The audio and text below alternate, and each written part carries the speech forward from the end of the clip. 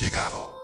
Te estaba esperando. Verás, en este rincón extraño del mundo, yo, un viejo, quizás sabio, comparto historias curiosas, relatos de necios y filósofos, dragones y cucharones encantados.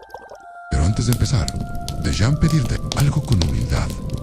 A cada vez que haces clic en ese pequeño botón de like, es como si un granito de comida cayera en el cuenco de mi gato Leopoldo. Y créeme, él no perdona el hambre.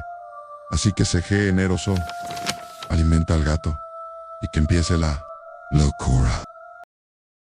El silencio de los ojos cerrados, manuscrito, atribuido al monje Oseas, del Endjar 1247 a 1319.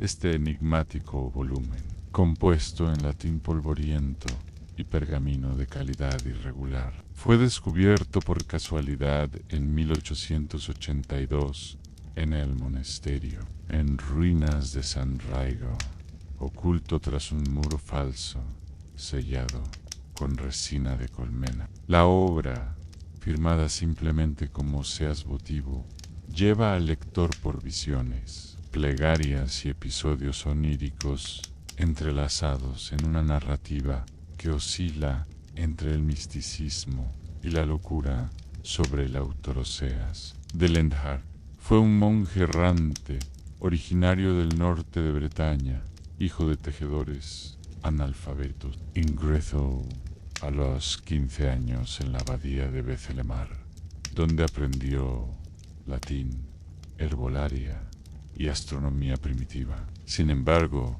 tras un acontecimiento nocturno que jamás se explicó, abandonó el claustro sin autorización papal y comenzó a recorrer los caminos de Occitania, recopilando relatos de visiones, cantos prohibidos y milagros ignorados por Roma. Se dice que, en sus últimos años, vivió en silencio total, comunicándose solo por símbolos bordados en paños de lino grabados en madera húmeda. El silencio de los ojos cerrados sería su única obra completa, una combinación de plegaria y advertencia escrita durante las noches en una cripta subterránea, iluminado únicamente por aceite de nuez.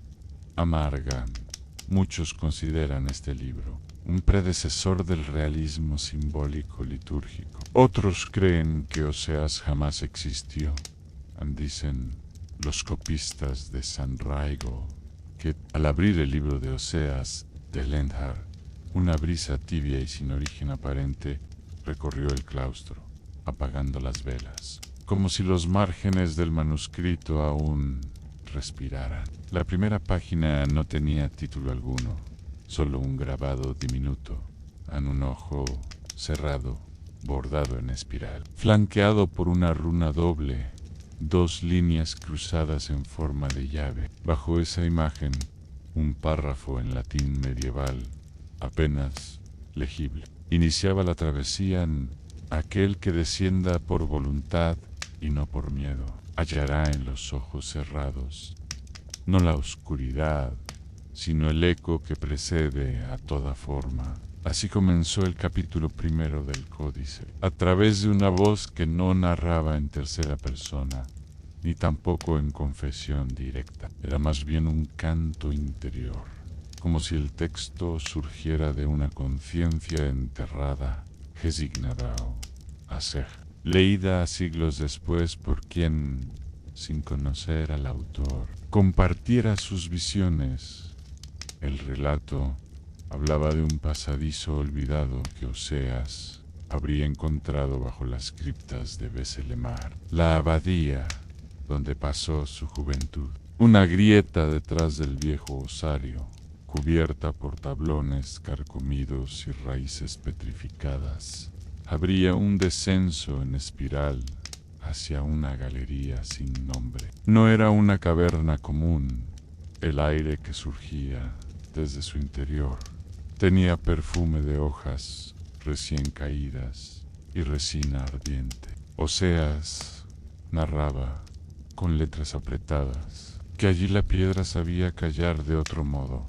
El silencio No era ausencia, sino contención de voz, tras describir su descenso, contando los pasos, midiendo con su propio aliento la humedad de las paredes. El autor relata el hallazgo de un altar sin inscripciones, rodeado por nichos donde yacían vasijas con tapas selladas en cera negra. Dentro de cada vasija, un trozo de lino enrollado y sobre cada trozo, un símbolo distinto. Algunos eran ojos que lloraban hacia adentro, otros, bocas cosidas con trenzas vegetales. Uno, el más antiguo, mostraba una mano abierta con un orbe. En el centro de la palma Oseas, según parece, no abrió todos los recipientes. El canto no nace de la prisa, anotó, pero sí desempolvó uno de los lienzos y lo llevó consigo. Aquella noche, en su celda, lo desenrolló y halló una secuencia de palabras en dialecto rúnico olvidado, acompañadas por marcas de respiración. 3 puntos sobre una letra, una coma alargada que separaba notas en un mismo verso. Intuyó que era un canto respirado, diseñado no para la garganta, sino para la pausa entre exhalaciones, la primera vez que lo recitó. No en voz alta, sino en la mente, sintió que su cuerpo reaccionaba. Los dedos se entumecieron, el pulso se alineó al ritmo de las pausas, y una imagen emergió sin aviso la de un jardín amurallado, iluminado por un sol que no colgaba del cielo, sino del suelo.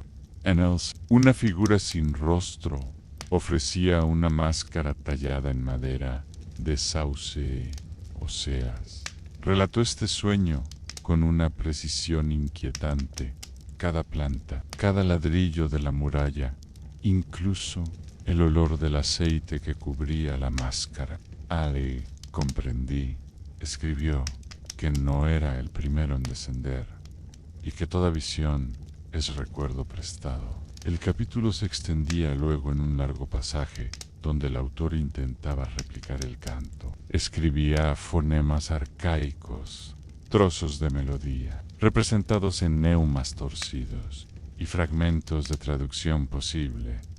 Cuida tu aliento, pues es llave. Escucha tu pulso, pues es mensajero. No cierres los ojos por miedo, sino para ver aquello que el mundo teme que veas. Estas frases se intercalaban con dibujos marginales en espirales, figuras encapuchadas, raíces que brotaban de gargantas. En una página ennegrecida con hollín, el copista medieval anotó en el margen: la cera goteó sobre este folio durante una vigilia en que el monje no parpadeó por 3 días. La parte final del capítulo parecía perder cohesión. Oseas escribía como si hablase dormido, frases que no terminaban, palabras inventadas, una mezcla de latín, occitano y símbolos. Pero al cerrarse el capítulo, recuperaba la claridad. Guardé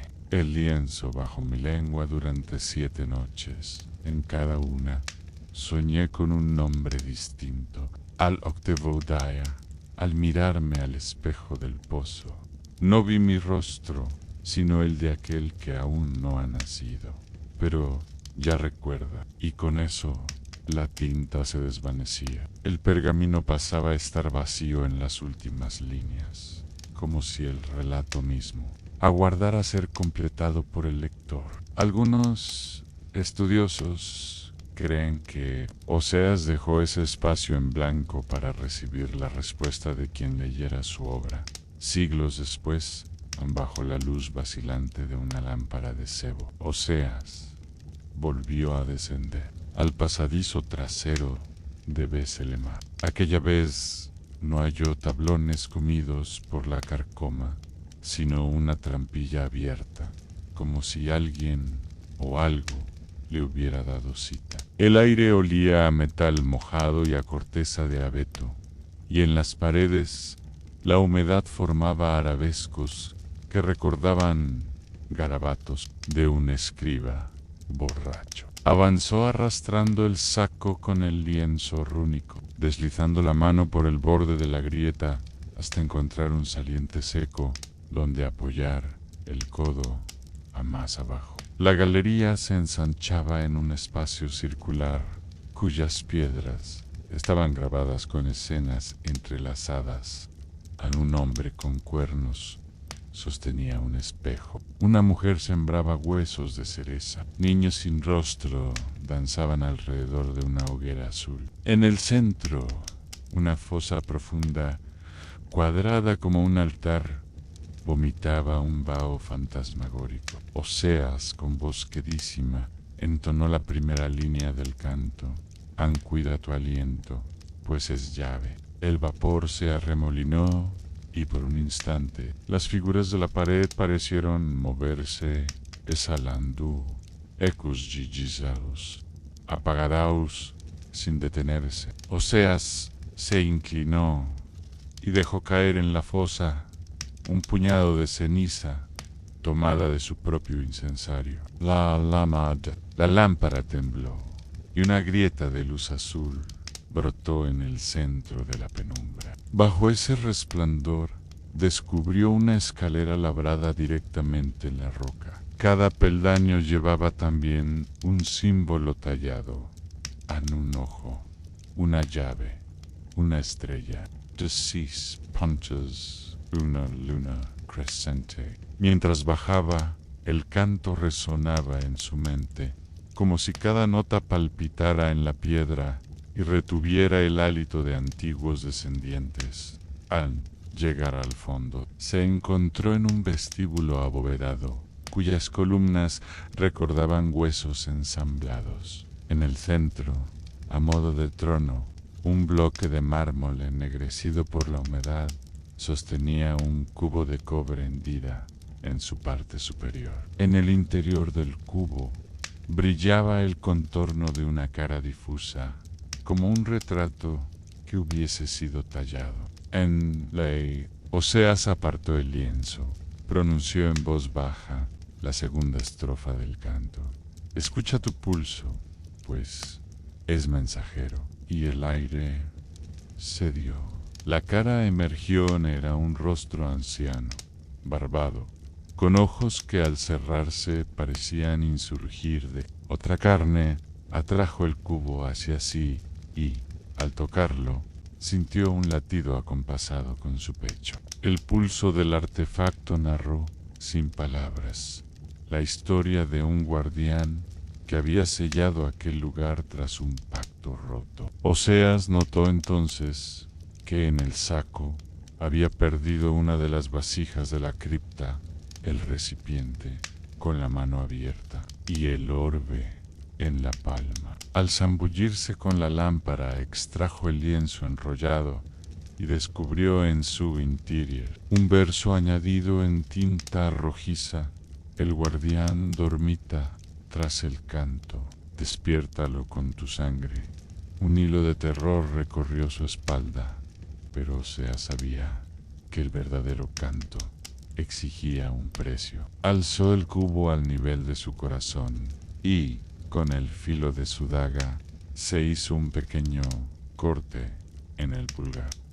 Una gota de sangre sobre la cara difusa y recitó la tercera estrofa. No cierres los ojos por miedo, sino para ver aquello que el mundo teme que vea. En ese instante, la cara sonrió, una mueca clara como el amanecer, y el rostro emergió entero. Era la réplica de Oseas mismo, pero con barba roja y ojos de fuego.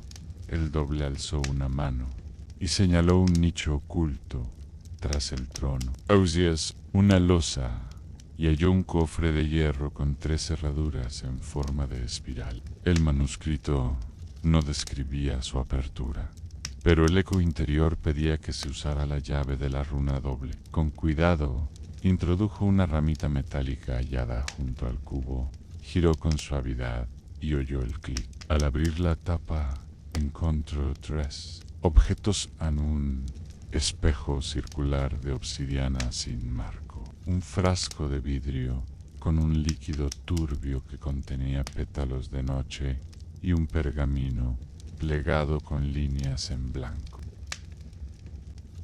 Mientras Oseas observaba cada tesoro, la voz doble murmuró detrás de él, como un acorde sombrío.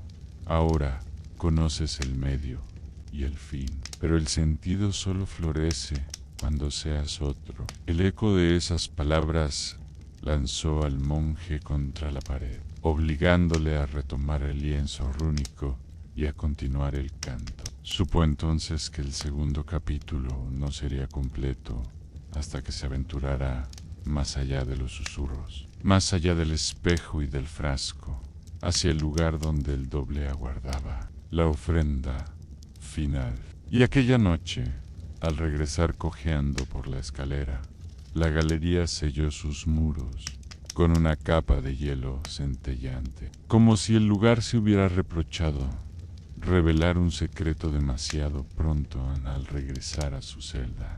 Oseas colocó con sumo cuidado el espejo de obsidiana sobre la mesa de roble, reservando el frasco y el pergamino plegado en un nicho oculto bajo la tarima. La lámpara de nuez chisporroteó, proyectando un resplandor tembloroso sobre la superficie pulida del espejo. Con el pulgar manchado aún de sangre, rozó su arista y sintió que un murmullo imperceptible serpenteaba bajo el cristal en el rostro y, al posar la mirada, creyó ver, detrás de su propio iris, una llama que no ardía.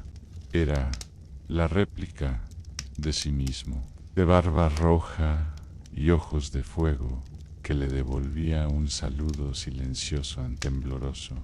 Apartó el espejo y apoyó las palmas en la mesa. Volvió su atención al frasco. El líquido turbio revelaba fragmentos de pétalos negros que flotaban perezosos. Quiso inclinar el frasco para ver mejor, pero al hacerlo, un secuelo de zumbidos bajó desde el techo, como si las vigas cantaran su aproximación. Sostenido por un hilo de temeridad, perfumó con un dedo un pétalo y lo olió. Sincio, más que recordarlo, el espacio de la galería sellada, el eco del canto retumbando en los nichos y el aliento del doble que le hablaba. El olor lo envolvió y por un instante creyó ver la escalera de piedra bajo la lámpara de cobre envolvió en sí al tacto frío del pergamino doblado. Lo desplegó con cautela. Estaba en blanco. Sus márgenes vacíos guardaban un peso silencioso, como si aguardaran la impronta de un pensamiento o el trazo de una gota. Oseas tentó con la yema de un dedo, pero no aparecía palabra alguna. Recorder.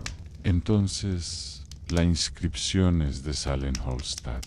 La escritura nacía al contacto de lo vivo. Se hizo un corte leve en la palma y temblando deslizó su sangre sobre el pergamino. Al primer soplo de dolor surgieron trazos en tinta carmesí en una línea curva, luego otra, hasta formarse la espiral doble que había visto en la trampilla en borrascas. De memorias le inundaron el pecho a la máscara de sauce, la hoguera azul de los niños sin rostro, la mujer sembrando huesos de cereza. Cada estampa se desplegó en el pergamino, describiéndose a sí misma con palabras tambaleantes, hasta que el manuscrito recobró forma. Oseas leyó en voz baja: en quien comparta su sangre con el blanco, invoca la corriente eterna.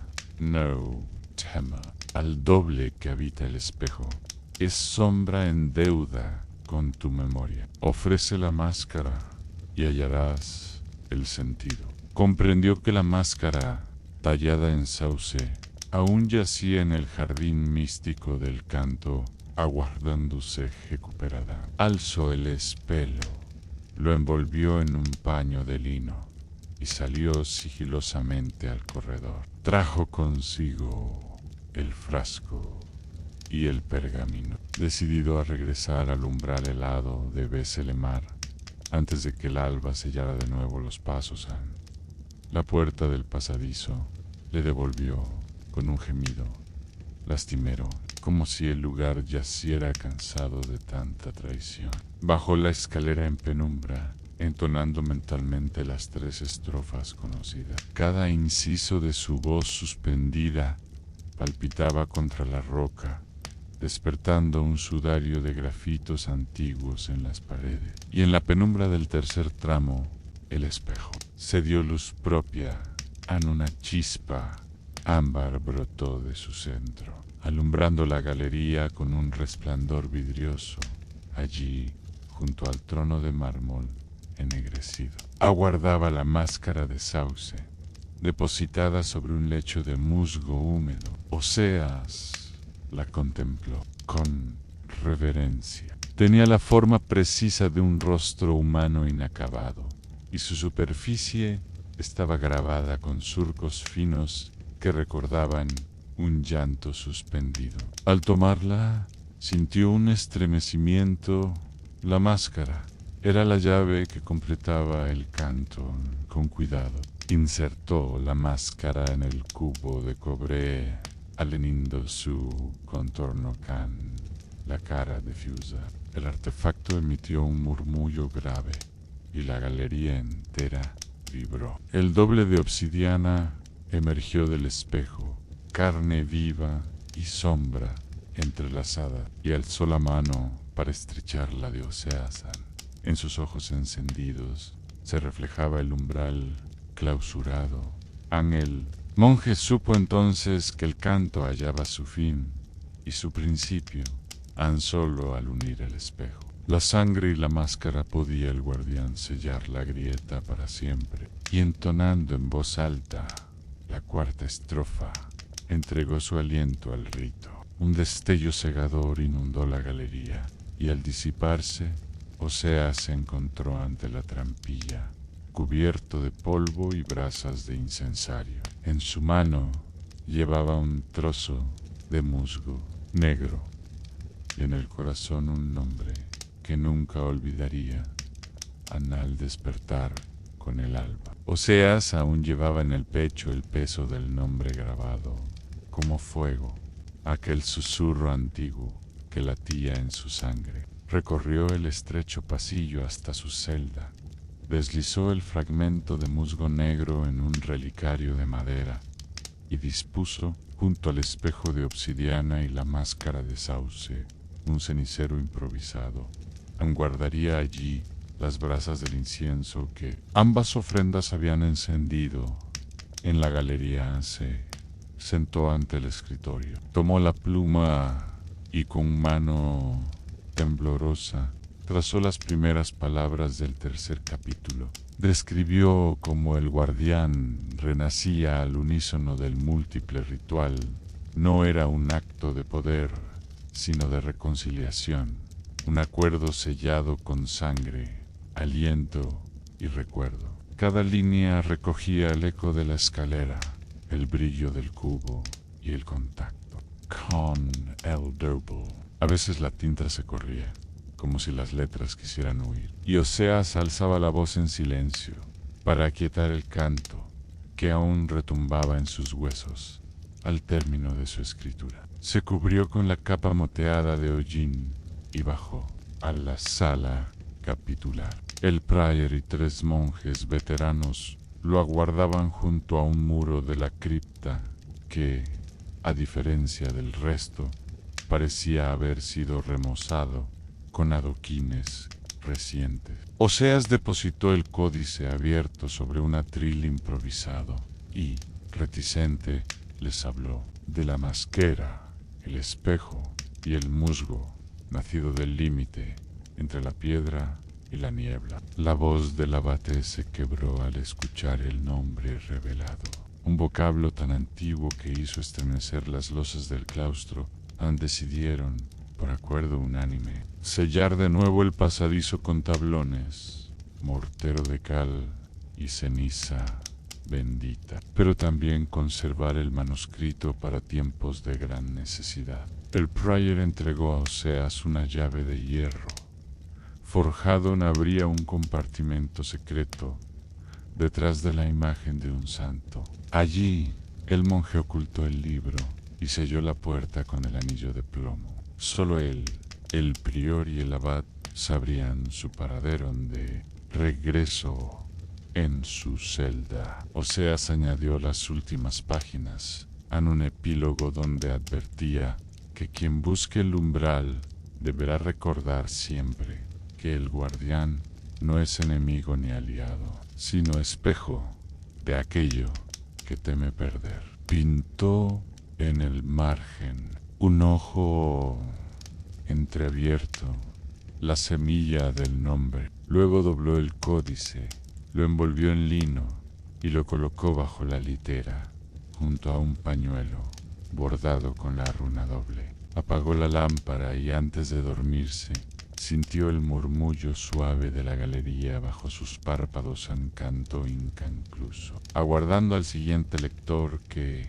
en un futuro incierto, atreviera a pronunciar su palabra prohibida al amanecer. El murmullo de un monje rezando rompió el silencio de la abadía. Oseas, aún somnoliento, se incorporó en su litera y sujetó el pañuelo con la runa doble. Un leve punzón de inquietud le recordó que el pasadizo, sellado con mortero y tablones, podía refugiar en su corazón un aliento antiguo, dispuesto a susurrar a quien no temiera escucharlo. Durante los días siguientes, Oseas reanudó las labores habituales, rezos al alba, cuidado del hortus aromaticus y copias de las vidas de santos. Sin embargo, entre los cantos gregorianos, su mente volvía una y otra vez al nombre enterrado en las páginas finales. En silencio, en cada oración, añadía una sílaba arrancada al viento, midiendo su latido contra el pasaje recitado. Aquella práctica le consumía, como si el códice sellado palpitara bajo la cripta, sediento de verse completado en una tarde de lluvia. Mientras ayudaba a encender las lámparas del scriptorium, escuchó un eco distinto.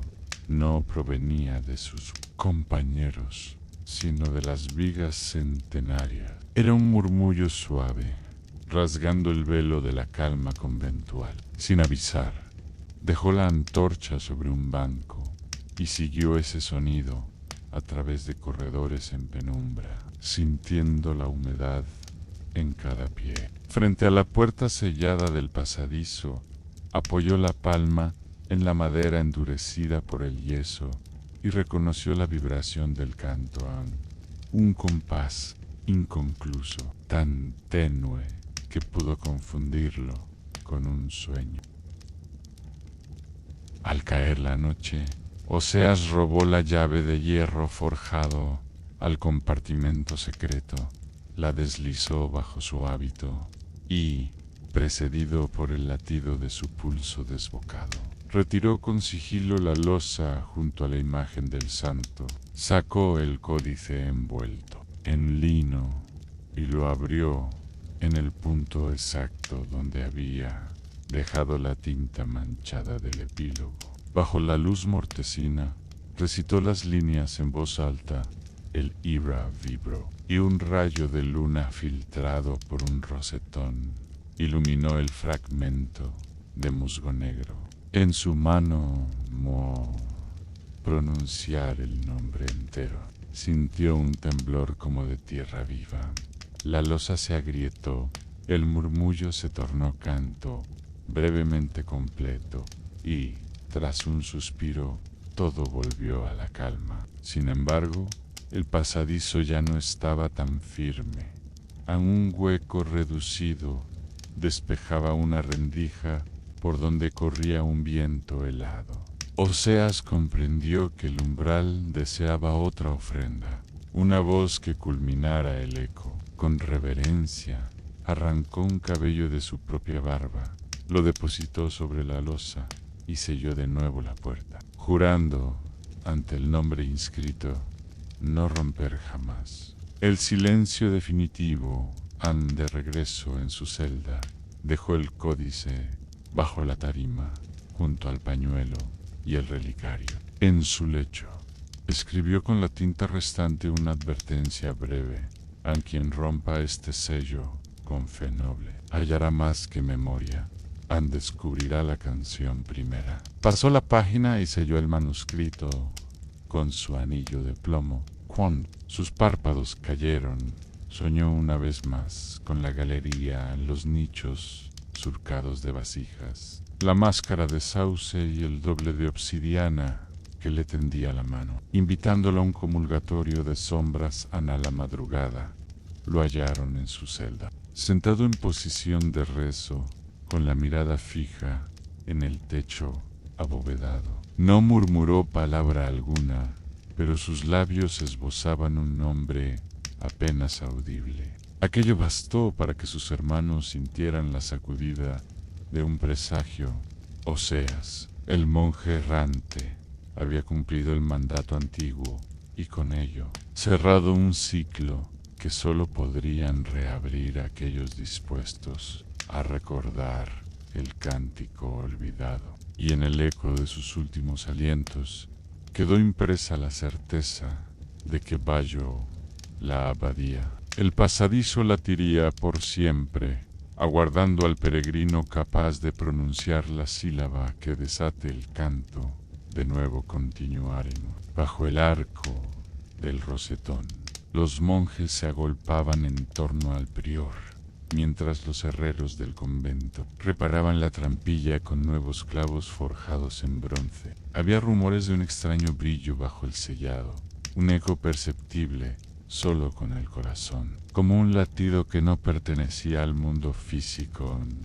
Con voz solemne, el prior consiguió acallar el susurro ante la asamblea e informó que, tras el deceso de Oseas, solo 2 custodios permanecerían con la llave, Anel y el abad. Nos incumbe a nosotros, dijo, incorporar su advertencia a quien busque el pasadizo, hágalo con noble propósito. Solo el devoto hallará la canción primera. Aquella noche, Jehain, aún aprendiz, despertó con un frío inusitado.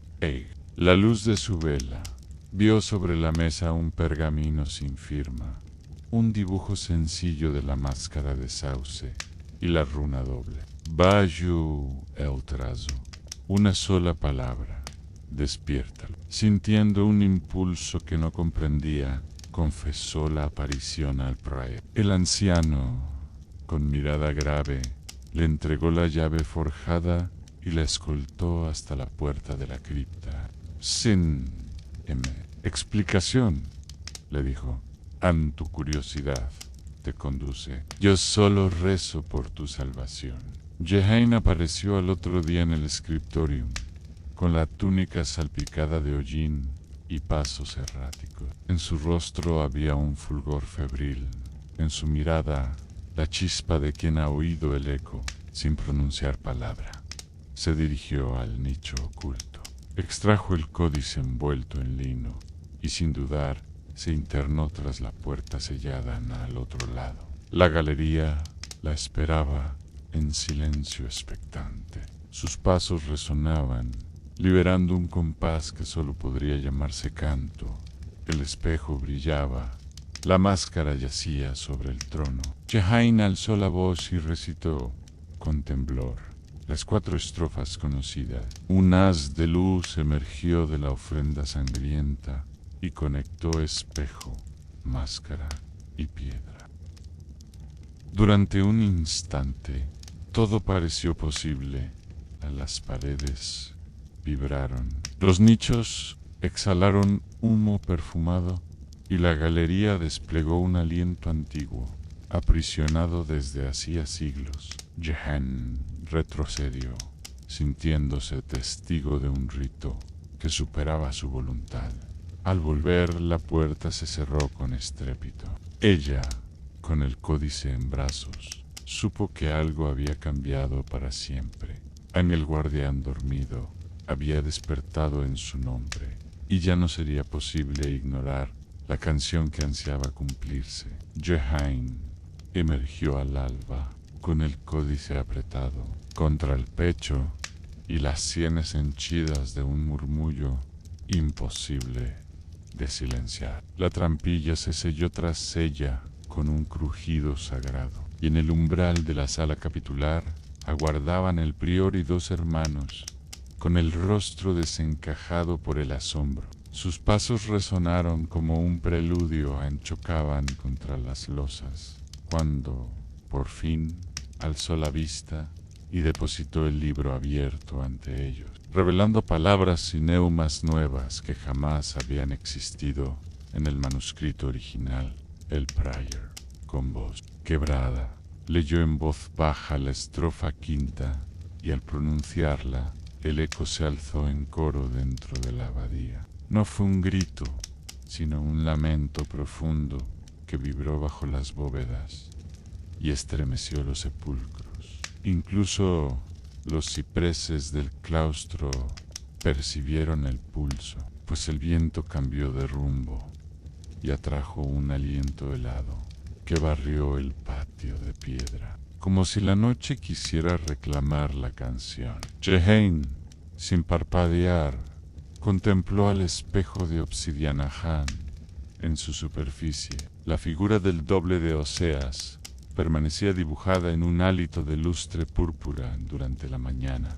Los monjes recorrieron el convento con cautela, percibiendo un latido subterráneo que brotaba del corazón de la abadía. Al llegar al coro, las losas del presbiterio resonaron con un compás marcial. En el refectorio, las copas tintinearon sin que nadie las tocara. En el huerto, las hierbas curativas murmuraron al ser rozadas por la brisa fantasma. Nadie se atrevía a cantar, pero todos sentían el eco clavado en el alma. El abad convocó a la comunidad en la cripta Mayor. Allí, ante un atril de mármol, iluminado por cirios de miel, proclamó que el canto recién descubierto era don, y prueba don, porque traía consuelo a los afligidos. Prueba, porque recordaba a todos que el guardián susurraba desde la sombra. Ordenó que se redactara con urgencia el quinto capítulo, donde quedaría inscrita la nueva estrofa y se anotaría el relato completo de Jehain. Aquella tarea recayó en manos de los copistas veteranos, quienes trabajaron día y noche, mezclando pigmentos de lapislázuli y brillante hojuela de plata para delinear los símbolos con exactitud. Jehain narró su visión con voz firme.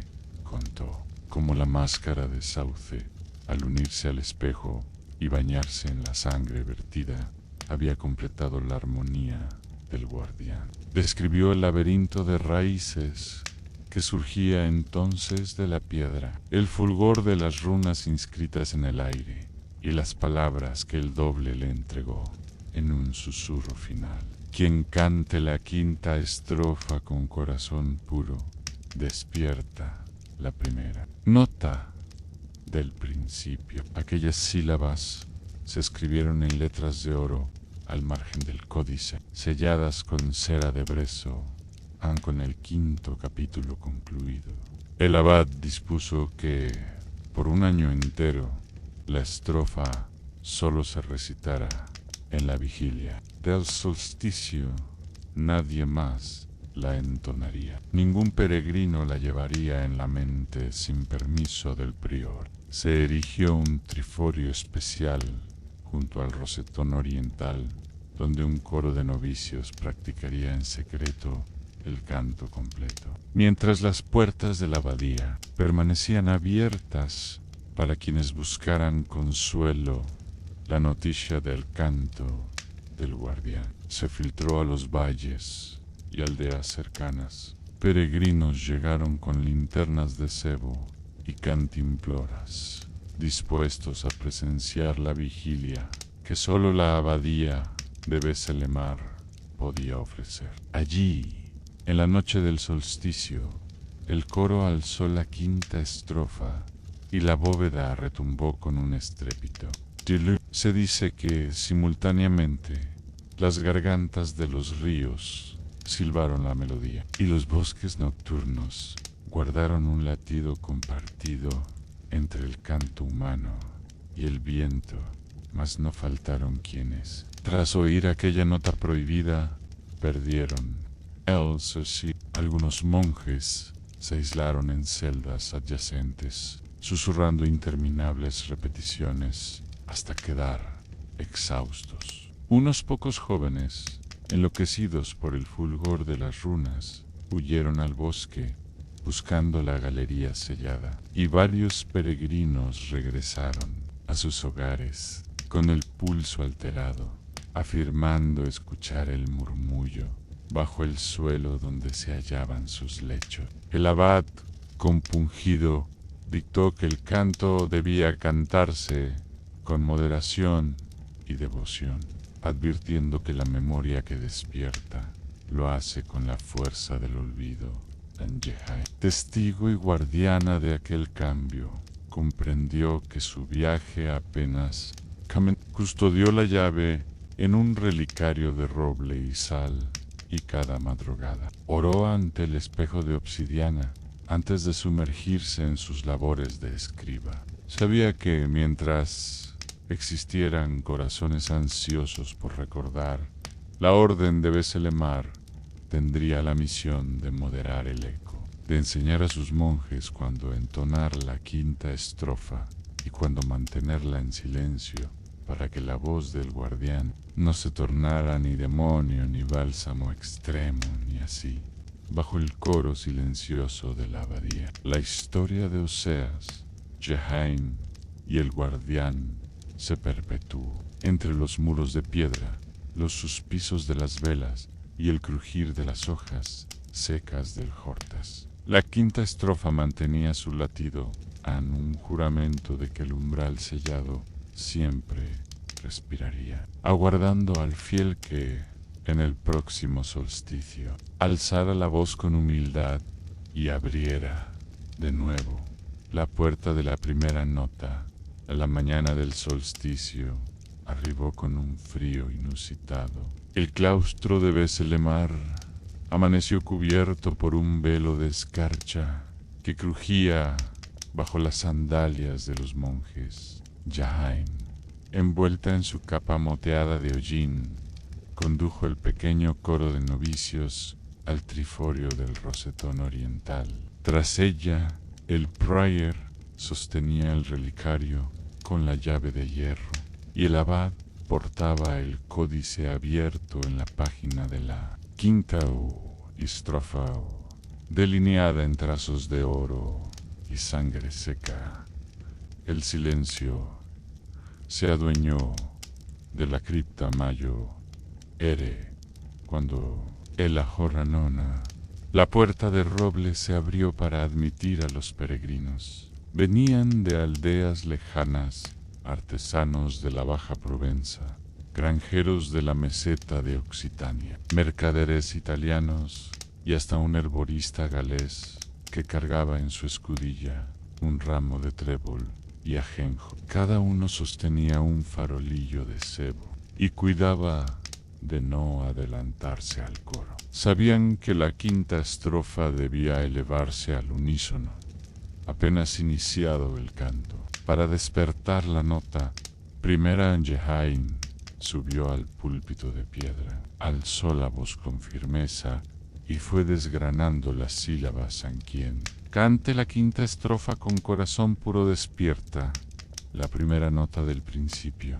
Detuvo su mirada en cada rostro joven, buscando aquel brillo de esperanza que confirmara su devoción. Entonces, los novicios continuaron. O guardian, liberado de la deuda, sellará el umbral con su aliento perpetuo. El coro se unió a ellos y, al pronunciar la última sílaba, un eco grave retumbó en las bóvedas. La luz de las velas titiló y las columnas proyectaron correas de sombra danzantes. Jehan sintió el pulso subirle a la garganta.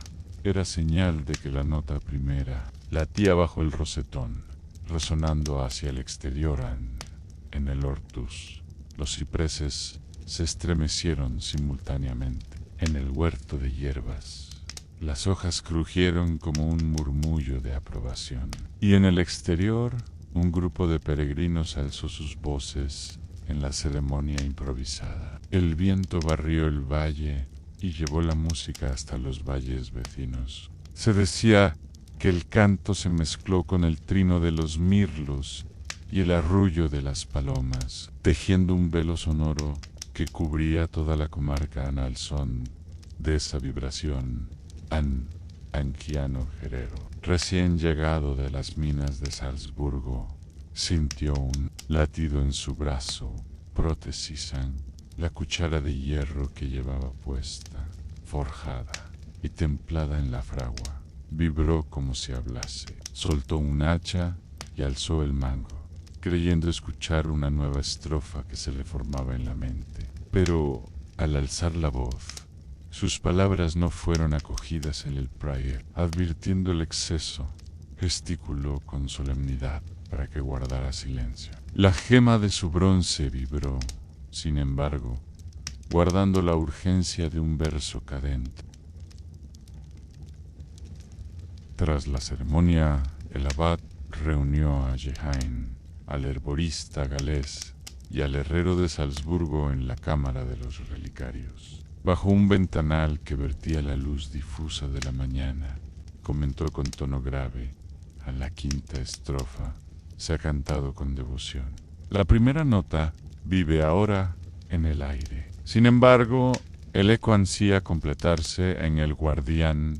Exige un sexto verso que no figura en nuestro códice.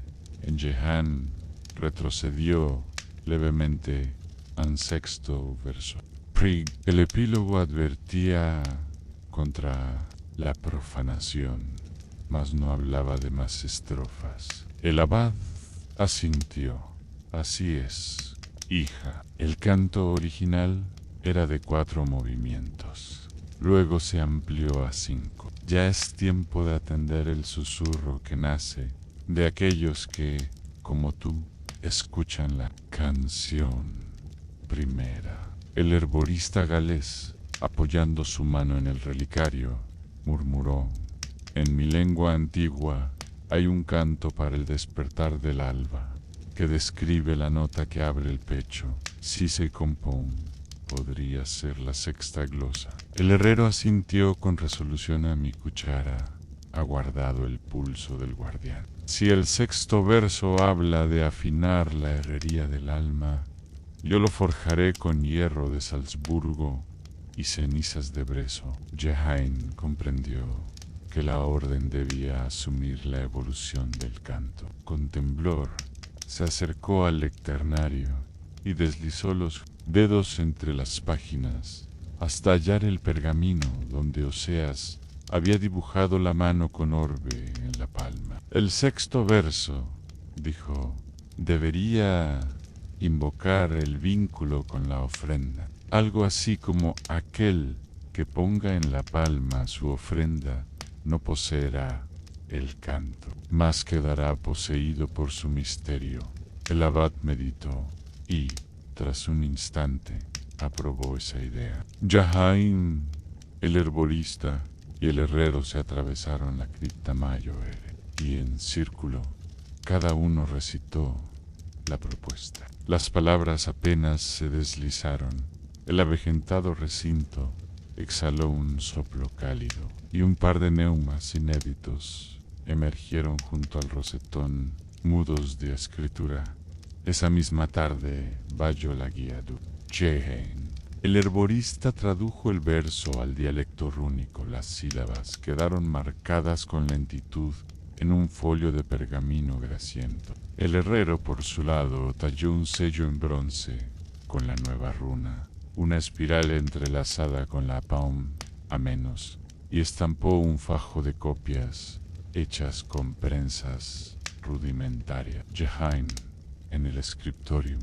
Completó el 5.º capítulo con el 6.º verso adicionado, iluminándolo con filigranas de ceniza bendita al caer la noche. Convocaron nuevamente al coro en la cripta Mayoere. Los novicios, dispuestos en gradas circulares, aprendieron la 6ª estrofa en un solo ensayo. Luego, acompañados del herborista con su cetro de tréboles y del herrero con la cuchara de hierro, entonaron el 6.º verso tras la 5ª estrofa. El éxtasis resonó con un fulgor naciente sobre ellos. El rosetón destelló con vetas de azurita y carmesí, y una corriente de aire dulce descendió para envolverlos en ese instante. Jehain supo que el canto había recobrado su integridad. Ya no era solo memoria sellada, sino vía viva hacia el origen.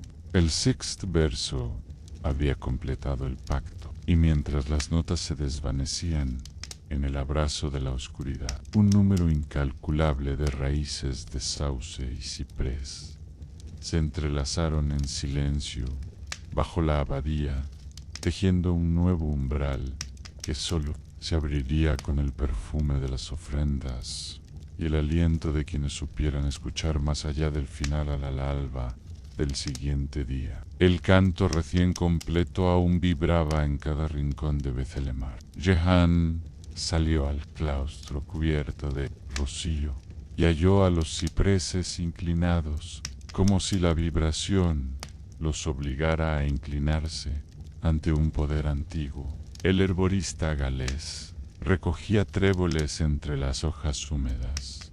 Su cetro crujía con un murmullo curativo. El herrero pulía la cuchara de hierro, ahora grabada con la palma y la espiral. El abad convocó a la comunidad en el refectorio, donde colocó 3 objetos sobre la mesa: la llave forjada, el sello de bronce y un pequeño cántaro de arcilla con agua de manantial. Frente a todos explicó que la corriente del canto debía circular no solo en voz, sino también en gesto.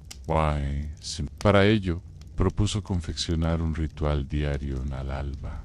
Un monje ofrecería un puñado de trébol al cántaro. Al mediodía, el herrero dejaría caer un chisporroteo de cenizas de brezo.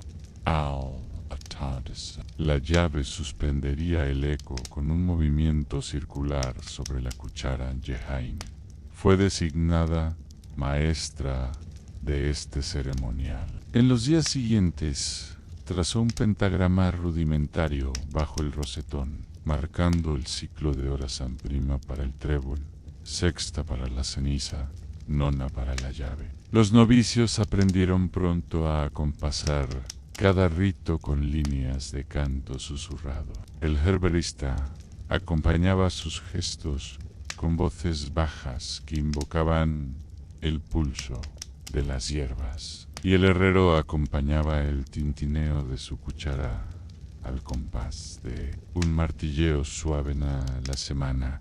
La abadía entera empezó a latir como un único organismo.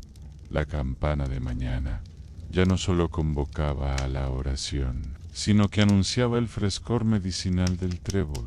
Las fraguas por la tarde desprendían un humo de ceniza benéfica, y al caer la noche, el repicar de la cuchara dibujaba un velo de silencio curativo. Los hermanos curaban cobres en la piel de enfermos.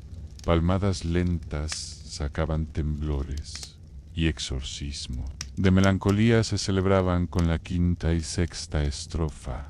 Tan pronto arribaron visitantes, un noble de Lorena solicitó un cántico para su hija, enferma de asma. Un fraile de Cluny deseó incorporar el ritual a los oficios de Navidad, y una mujer peregrina, cuya vista se nublaba gradualmente, pidió recitar las estrofas para abrir el ojo interior. Jehain, acompañada por el herborista y el herrero, los recibió en la capilla menor, donde entonaron el canto completo y realizaron el ciclo ritual. Cuentan las crónicas que, Tras la cuchara y el trébol, la muchacha respiró con facilidad. El fraile experimentó visiones de estrellas, y la peregrina divisó una luz tenue tras sus párpados. Aquel éxito extendió la fama de Beselemar, pero también atrajo envidia. Un grupo de monjes de la abadía vecina de Saint-Germain acusó a sus hermanos de herejía por mezclar superstición con liturgia. Las tensiones crecieron hasta que se celebró un capítulo provincial en Dijon. Jehain viajó con el códice y el ritual completo. Defendió ante obispos y visitadores. Su práctica no es mal presagio ni brujería, sino plegaria viva, tejido de presencia divina en lo cotidiano. Tras largas deliberaciones, el maestro de ceremonias concluyó que el canto y el rito podían conservarse bajo supervisión eclesiástica, siempre que no usurpara el oficio divino. Regresaron a Beselemar con una bula de tolerancia, escrita en pergamino carmesí, que colocaron en el coro junto al sello de bronce. El abad, emocionado, instituyó el Día de la Protección como fiesta local cada solsticio. Hermanos y laicos conmemoraban la alianza entre canto, hierba, fuego y hierro. Jehain presidía el acto, llevando la llave en el cíngulo, y al entonar la sexta estrofa, el herborista elevaba el cántaro que destilaba el agua bendita, mientras el herrero restallaba la cuchara contra el sable de su yunque décadas más tarde. Cuando Jehain anciana dictaba memorias a sus discípulos, contaba que aquel ciclo había salvado a innumerables enfermos, reconfortado a navíos en alta mar y calmado disputas entre señores feudales. Cada vez que resuenan las estrofas bajo la bóveda, el guardián susurra su gratitud, solía decir, y en Beselemar cara amanece. Un trébol, cuyas hojas giraban al compás del viento, recordaba a todos que el canto, unido al gesto humilde, había tejido un puente entre el hombre y el misterio que nunca se cierran con el paso de los siglos. La abadía de Beselemar cambió su nombre a Nuestra Señora de la Espiral y vio como sus muros se volvían a tejar de piedra y musgo tras incendios y saqueos. A mediados del siglo XV, cuando las guerras de Borgoña asolaron los valles y la peste negra aún murmuraba en los labios de los enfermos, la sexta estrofa resonaba solo en las crujientes vigas del triforio y en el recogido susurro de un reducido linaje de custodios. Fue en aquel tiempo, bajo la tutela del hermano Ulrico, que el canto dejó de ser rito masivo para convertirse en promesa de salvación. Ulrico no era un monje instruido en botánica, ni herrero de oficio, sino un alquimista de palabras anavía. Estudiado latín, árabe y canto gregoriano, y su mayor empeño lo aplicó a descifrar las runas del sello de bronce. Con paciencia de artesano, tradujo las espirales en fórmulas numéricas, buscando correspondencias entre las estrofas y los astros. Así descubrió que cada verso se alineaba con una constelación, la quinta con Perseo, la sexta con Orión, y empezó a sospechar la existencia de un séptimo movimiento oculto tras una capa de cifrado cuando los ejércitos borgoñones marcharon sobre Beselemar, alentando la hoguera de herejes que desafiaban la ortodoxia. Ulrico reunió el códice y el sello dentro de una caja de plomo, intercalada con placas de ametista. Encerró también un pergamino donde anotó el rastro de los manuscritos dispersos por Europa en uno en la biblioteca de Crequi, otro en un convento de brujas, 3 fragmentos en la corte de Alfonso el Inocente y un cuarto conservado por un ermitaño en los Alpes italianos. Selló la caja con cera roja y junto al orfebre Hugo de Barro formó un pequeño círculo de defensores a nobles desterrados, trovadores huidos y médicos ambulantes, quienes se juramentaron a proteger el legado. Con la vida en el asalto, llegó una mañana helada. Los muros temblaron bajo el estrépito de escudos y lanzas. En la sacristía, Ulrico convocó a sus compañeros. El guardián no reside en las piedras, sino en el canto que abra los labios. Con esas palabras entonó la quinta y sexta estrofa. Ante la puerta principal, el eco repitió su latido en el patio, desalentó a los soldados y guió a los refugiados hacia túneles secretos. Con la caja oculta bajo un fardo de hierbas medicinales, se dispersaron por el sur, emprendiendo la ruta de los valles de Tarentaise durante 20 años. La cofradía errante llevó fragmentos del canto a abadías y cortes, al monasterio de Montserrat, a la Cartuja de Sevilla, a la villa de Praga. Cada vez que alguien recitaba la cuarta estrofa, se abrían portales de refugio en cuevas de sal y en antiguas minas de cobre. Ulrico, ya envejecido, vio fundarse en la península una hermandad de clérigos que practicaban la sexta estrofa en procesiones de Semana Santa, uniendo el ritual de la cuchara de hierro con la aspersión de agua bendita en la primavera de 1478, cuando la orden del rito silente recibió bula de tolerancia del Papa.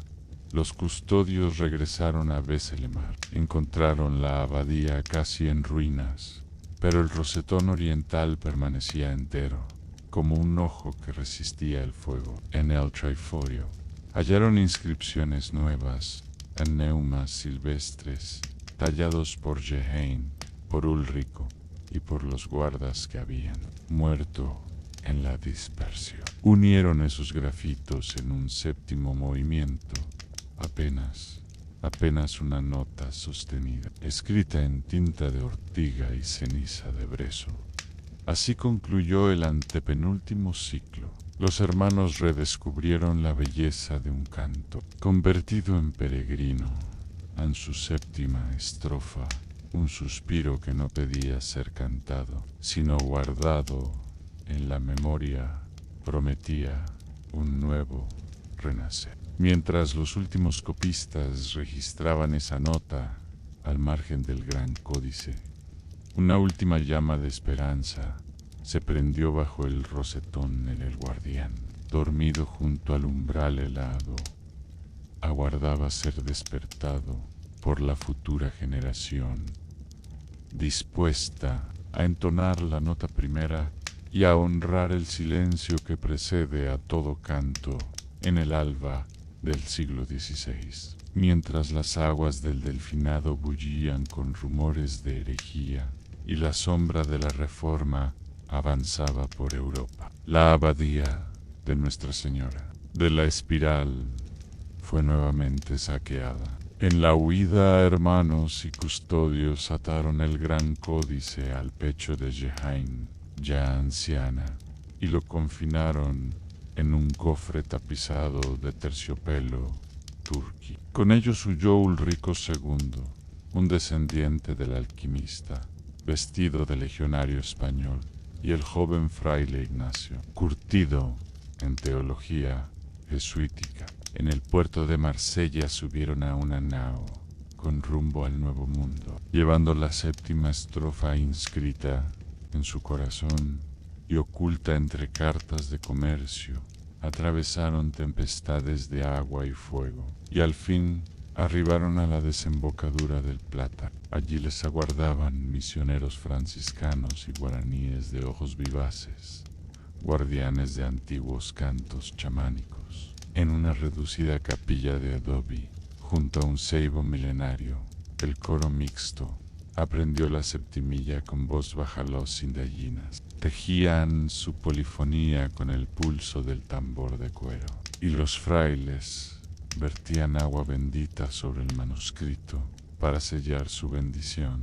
El altar quedó colmado de flores del apacho y hojas de hierba mate, y la noche se iluminó con el eco de la estrofa, quien despertó el susurro de un guardián durmiente bajo la tierra americana.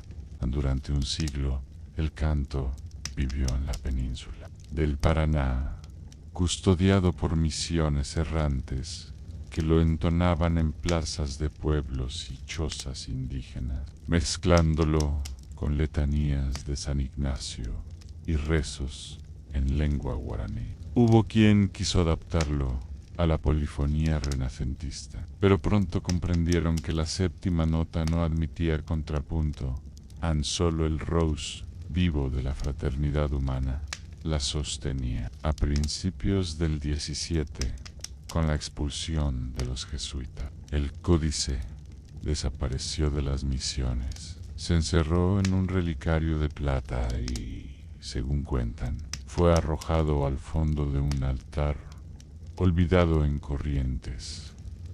Pasaron décadas de silencio, hasta que, en 1682, un obispo portugués descubrió un pliego suelto entre los muros de la sacristía de Asunción. Era un brevísimo verso guaraní antiguo, escrito con sangre de cervatillo y tinta de carbón en la mitad de la séptima estrofa, truncada en una línea. El prelado, temeroso del poder que encerraba, ordenó copiarla en 2 códices gemelos. Uno quedó en la catedral, otro viajó a Lisboa, confiado a un cartógrafo que lo integró en un mapa de rutas fluviales. Allí durmió oculto hasta que la invasión napoleónica lo dispersó en la biblioteca pública de Évora. Mientras tanto, en la costa peruana, un padre mercedario halló en 1714 un manuscrito con la espiral doble impresa en un canto litúrgico. De Liman creyó ver en él vestigios del códice original y lo incluyó en un breviario de monjas ursulinas, advertido por el confesionario de que sólo aquellas de fe pura debían recitarlo. El convento soportó terremotos y motines, y en el crepúsculo de la colonia, el breviario fue vendido a un anticuario catalán. Con él viajó a Barcelona, donde su estrofa serpenteó en los claustros de Montserrat, hasta que, tras la desamortización, quedó perdido entre legajos de la Diputación en el año de 1770. Un mercader genovés recogió fragmentos de pergamino en el arca de un galeón hundido. Aquellos pedazos, escritos con un pincel fino, mostraban la rúbrica de la séptima estrofa, apenas una frase quebrada. El carta de hallazgo viajó a Génova, donde un primer bibliotecario lo colocó junto a manuscritos de Marco Polo, y allí durmió, ignorado, hasta que la biblioteca Berio lo clasificó como un simple fragmento secular, sin advertir el pulso ancestral que latía en sus márgenes. Al fin, cuando la marea de la Revolución Francesa barrió conventos y quemó misales, la séptima nota cayó en el olvido. Solo quedaban retazos a un verso suelto en un archivo de Corrientes, 2 líneas en un mapa de Évora, una rúbrica en un folio de Génova, pero cada fragmento conservaba la chispa de un guardián dormido, dispuesto a recluir su aliento en él. Silencio, hasta que el mundo recuperara su memoria hoy, a un paso de la modernidad. Esos restos yacen dispersos en bibliotecas y cofres particulares. Un heredero de Ulrico II, convertido en impresor de Lyon, dedica sus noches a reunir guías de caravanas y fragmentos de recitados crípticos. Una monja exiliada en Ceilán reescribe poemas de antaño, creyendo intuir versos perdidos. De Ámsterdam señala en un atlas los puntos donde, acaso, late aún el aliento del guardián.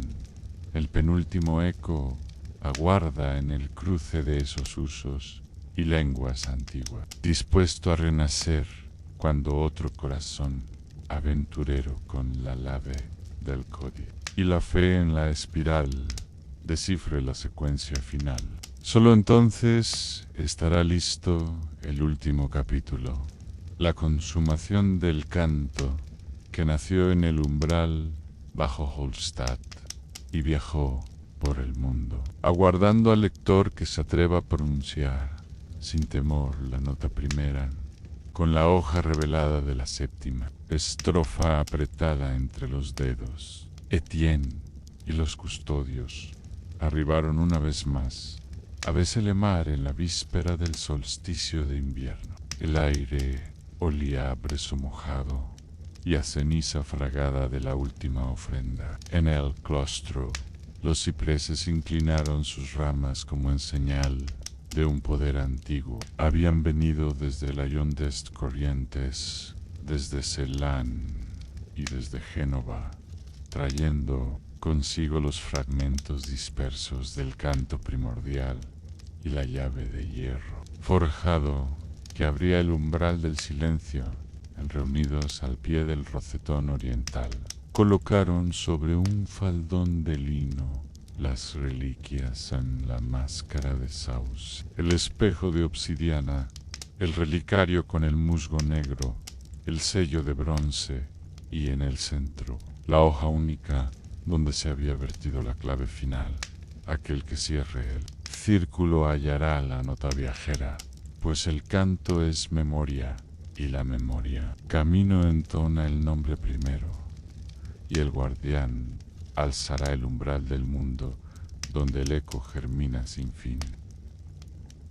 Etienne trazó la spiralis nodosa directamente sobre los adoquines cubiertos de musgo, marcando con pétalos de trébol y ceniza bendita los puntos donde cada estrofa debía resonar. La primera, la del aliento, como llave. La quinta, la del guardián, liberado.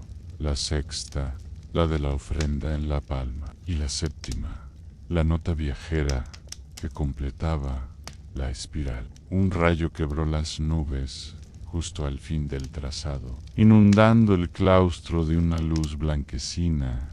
El herborista galés, con su cetro de hojas verdes, vertió trébol al cuenco de piedra. La monja exiliada de Ceilán asperjó el agua del cántaro con oraciones en singalés. El impresor de Lyon estampó el sello de la palma en un pequeño pergamino. El herrero de Salzburgo hizo bailar la cuchara de hierro contra el alambrón del yunque, produciendo chispas ígneas.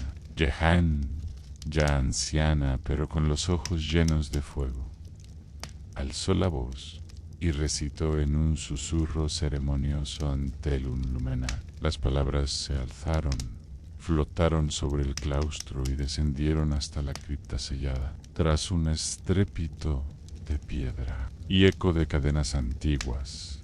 La trampilla, bajo el rosetón, se deslizó, revelando un pasadizo en penumbra. Con cautela, los custodios descendieron, sosteniendo las lámparas de cebo y continuando la lectura de la séptima estrofa en occitano, latín. Al pronunciar la última sílaba, el umbral cobró vida.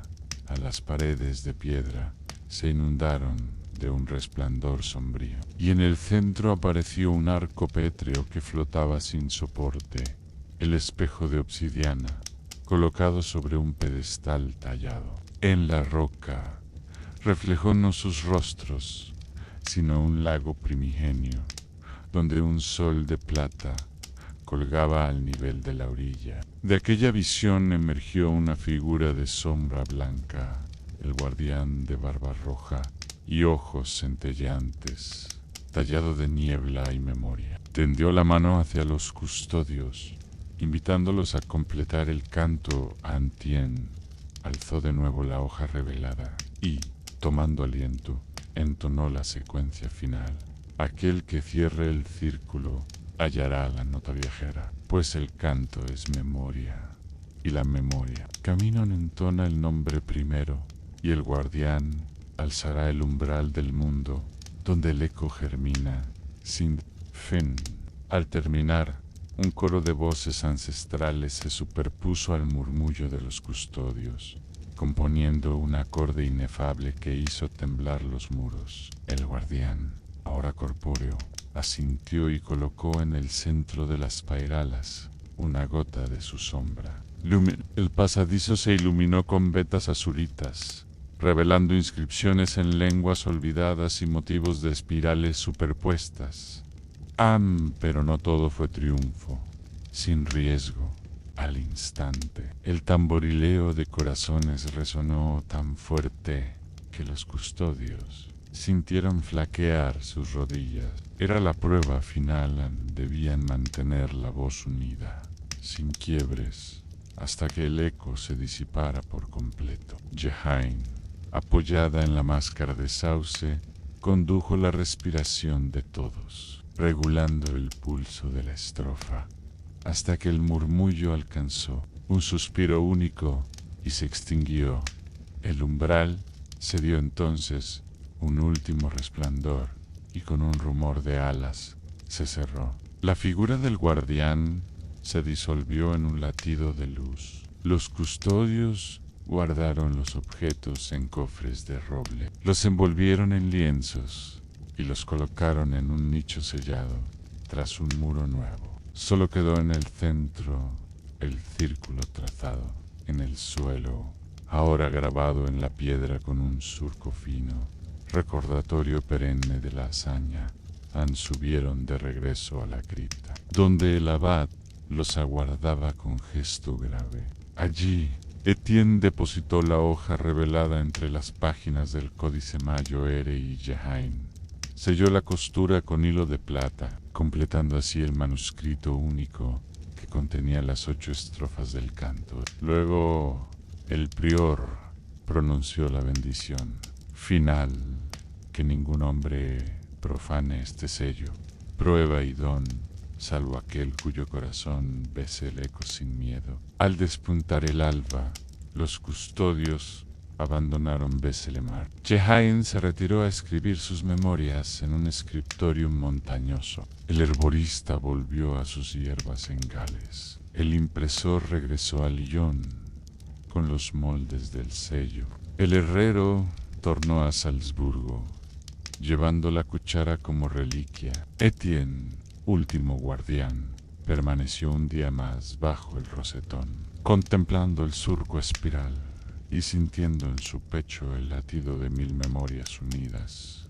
Dicen que desde entonces, en noches de solsticio, al filo de la medianoche, el susurro di Telum lumenar se eleva sobre los muros de Beselemar, y quienes lo escuchan juran que, por un instante, el guardián duerme junto a la espiral tallada, aguardando al viajero que, con voz pura, pronuncie de nuevo la nota primera y deje que el eco germinante abra el umbral de la memoria sin fin. Hemos llegado al final de otro gran relato. Si te gustó el cuento, comenta qué parte te atrapó más, qué momento te sorprendió o cuál fue tu escena favorita. Y por supuesto, no olvides suscribirte al canal y dejar tu like para seguir explorando más historias increíbles. Cada relato nos lleva a un nuevo mundo y queremos que descubras todos con nosotros. Nos vemos en la próxima aventura.